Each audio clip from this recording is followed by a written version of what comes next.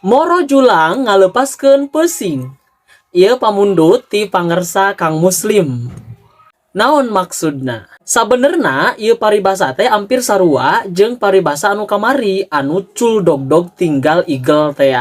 Nyaeta ngalepaskeun barang anu geus dipimilik lantaran kabita kunu leuwih gede padahal cantang tu hasil atawa henteu-na.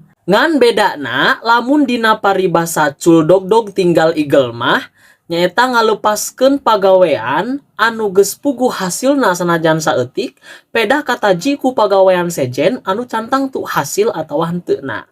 Tah ari dina paribasa moro julang ngalepaskeun pesing mah nyaeta ngalesotkeun barang anu geus dipimilik pedah leutik anu dimisilkeun jeung pesing. Dilesotkeun pedah kabongroy ku barang anu leuwih rongkah anu dimisilkeun jeung